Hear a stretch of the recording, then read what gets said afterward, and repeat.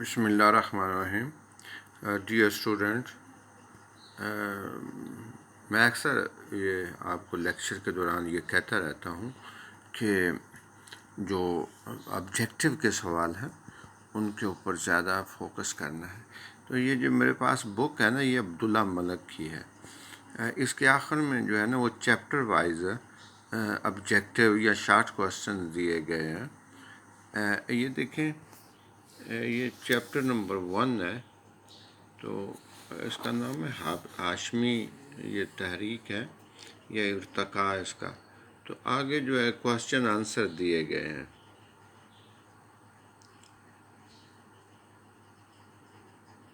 میرا خیال ہے کہ ان کو خود سالو کرنا ہے. تو آپ جو ہے نا یہ ساری چیزیں جو انفارمیشنز ہیں آپ کی بک میں دی گئی ہیں، تو آپ نے جو ہے نا ان ساروں کو چیپٹر وائز دیکھنا ہے. آگے دیکھیں، یہ جتنا بھی باقی حصہ ہے بک کا، یہ 309 صفحہ نمبر سے لے کر آگے جو ہے یہ دیکھیں نا، اسی کے اوپر جو ہے نا وہ آخر میں ان کے جواب دیے گئے ہیں کہ درست آپشن جو ہے وہ، یعنی پہلے سوال کا یہ بی یا بے ہے. تو اس طرح یہ اگلے سوال ہیں سارے 311 سے آگے. چیپٹر نمبر 2 ہے. عبداللہ صفحہ جو آپ پڑھ چکے ہیں، اس میں سے جتنے بھی عبداللہ صفحہ کس ہجری میں پیدا ہوا، 104 درست جواب جو ہے وہ یہ 104 ہجری ہے. اسی طرح عیسیٰ بن موسیٰ عبداللہ صفحہ کا کیا لگتا تھا؟ بھتیجا تھا اس کا، چچا زاد تھا، یہ بھتیجا تھا اس کا.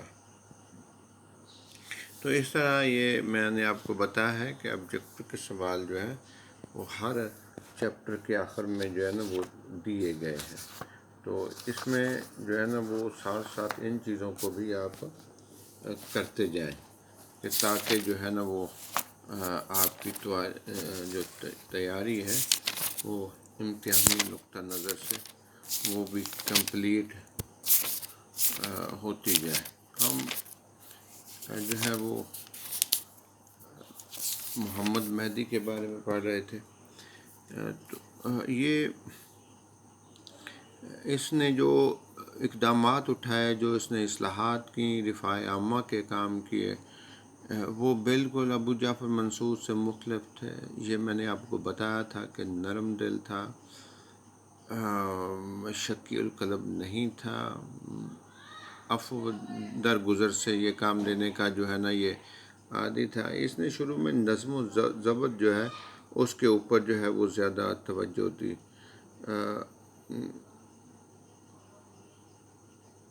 انتظامی جو محکمے تھے وہ تقریباً وہی تھے جو بنو امیہ کے دور میں قائم ہو چکے تھے. نئے محکمے جو ہے نا ان میں ایک وزارت ہے جو انہوں نے متعارف کروائی تھی عباسیوں میں. اس نے ایک شعبہ دیوان العظمہ کے نام سے ترتیب دیا، جس کے ذمے یہ تھا کہ جو خلیفہ کی جو جائیدادیں ہیں ان کا حساب کتاب رکھنا تھا.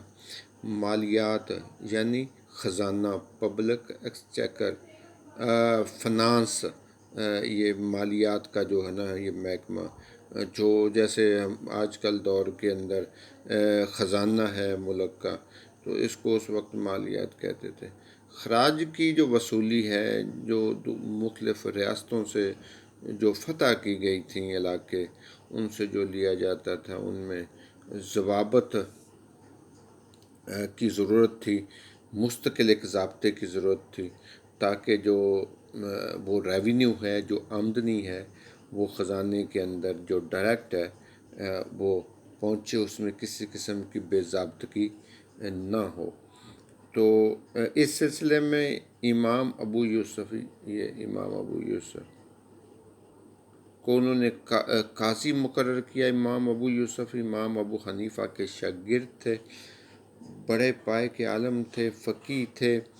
اور انہوں نے جو ہے وہ الخراج کے نام سے جو ہے نا ایک کتاب لکھی، جو جس میں تمام اصول و ضوابط جو ہے وہ طے کر دیے گئے۔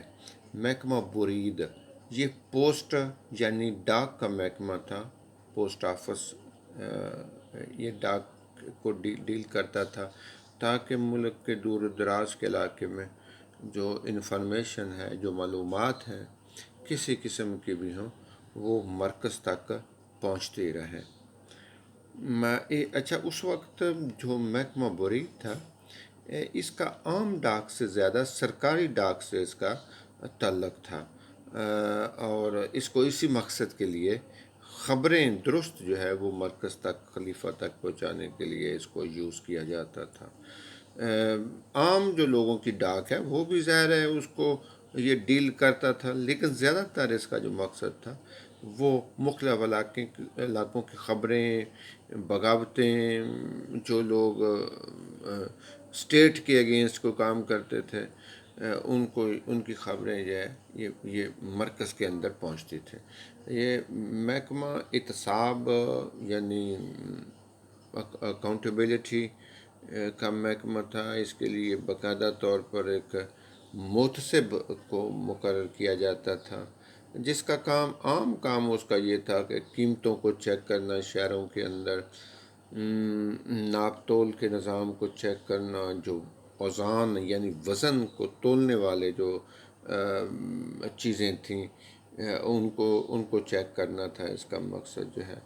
محکمہ وقف، اوقاف یا وقف، یہ اس کا مقصد تھا کہ مساجد اور مدارس کو جو زمینیں وقف کی گئی ہیں ان کا انتظام کرنا، اس لیے یہ محکمہ جو ہے وہ قائم کیا گیا۔ اس محکمے سے علوم و فنون کی ترقی ہوئی، تعلیمی ادارے کا ماحول جو ہے وہ بہتر ہوا، گداگری یعنی بیگنگ جو ہے اس کو حکماً منع کر دیا گیا، اور فرمان جاری کیا گیا کہ سڑکوں پر جو ہے وہ بازاروں میں بھیک مانگنا جو ہے وہ اس کو بین کر دیا گیا۔ جو کوڑ کے مریض تھے، جو جذام کے مریض تھے، ان کو اسٹیٹ جو ہے وہ اسپانسر کرتی تھی، اسکالرشپ ان کے مقرر کیے گئے۔ شہروں اور گلیوں میں جو فقیر یا فقیر نہیں، بیگرز جو تھے، گداگر، ان کو بین کر دیا گیا۔ قیدیوں کے اہل عیال کو جو ہے وہ ان کی گزر اوقات کے لیے باقاعدہ بندوبست کیا گیا۔ رفاع عامہ کے کام اس نے بہت سارے کیے، لوگوں کی فلاح کے لیے۔ جو مکہ کو جانے والی سڑکیں ہیں ان کو دوبارہ سے مرمت کیا گیا، راستے میں صحرائیں جو ہیں وہ مقرر بنائیں، ان کے ٹھہرنے کے لیے، آرام کے لیے جو انتظامات کیے گئے۔ ہاسپٹل اس نے جو ہے وہ بنوائے، پانی کے حوض اس نے جو ہے پانی وہاں پہ جمع رہتا تھا تاکہ لوگ اپنی پیاس اس سے بجھا سکیں، ضرورت پوری کر سکیں۔ تعمیری کام بھی اس نے کیے، نئے جو عمارتیں ہیں وہ اس نے بنوائیں۔ دریا دجلہ کے مغربی کنارے پر اس نے جو ہے وہ محل تعمیر کروایا۔ بصرہ کی جامع مسجد کو اس نے وسیع کروایا۔ ٹکسال اس نے بنوایا۔ ٹکسال جو ہے جہاں پہ کرنسی جو ہے اس کو بنایا جاتا ہے، سکے چھاپے بنائے ڈھالے جاتے ہیں، یہ نوٹ جو بھی اس وقت کرنسی کی صورت تھی وہ یہاں بنائی جاتی تھی۔ رومی جو تھے ان کے باؤنڈریز کے اوپر جو ہے ان کو چھاؤنیاں بنوائی، قلعے بنوائے۔ مسجد حرام یعنی خانہ کعبہ اور مسجد نبوی کو توسیع کیا گیا، ارد گرد کے مکان جو تھے ان کو خرید کر جو اس میں شامل کیا گیا تاکہ جو ہے نا اس کو مزید وسیع کیا جا سکے۔ بنو امیہ کے دور میں مسجدوں کے اندر مقصورے یعنی کہ خاص ایک پردے کے اندر جو ہے وہ بیٹھ کے خطبہ دیتے تھے مسجد کے اندر، جو بنو امیہ کے خلیفہ تھے، ان کو گرا دیا گیا اور ہٹا دیا گیا، اور کہا کہ یہ شان و شوکت جو ہے، یہ نمائش جو ہے، یہ مسجدوں کے اندر نمائش یہ نہیں ہو سکتی۔ اس نے حکم دیا کہ ان تمام کو ہٹا دیا جائے۔ رسول اللہ صلی اللہ علیہ وآلہ وسلم سے زیادہ کسی کا ممبر نہیں ہو سکتا۔ امام مالک سے مشورہ کیا گیا اس سلسلے میں، انہوں نے جواب دیا کہ اسے اپنے حال پر ہی چھوڑ دیا جائے تو بہتر ہے، یعنی خانہ کعبہ کی تعمیر کے حوالے سے جو ہے وہ یہ مشورہ امام مالک نے دیا تھا۔ یہ مہدی کے دور میں الحاد اور زندقہ، یہ انشاءاللہ ہم کل اس کو ڈسکس کریں گے کہ یہ تحریک جو ہے یہ ایرانی علاقوں میں شروع ہوئی، اور وہاں پر بہت سے لوگ اس تحریک کے اندر جو ہے وہ شامل ہو گئے۔ یہ پیورلی ایک اسلام دشمن تحریک تھی، اسلام کی جڑوں کو کھوکھلا کرنے کے لیے یہ بنائی گئی تھی۔ اس کے کیا مقاصد تھے اور اس کی تفصیلات جو ہے انشاءاللہ، اور اس کا کلا کما کیسے کیا گیا، کل ڈیئر اسٹوڈنٹ ہم اس کو ڈسکس کریں گے۔ Thank you very much, thank you.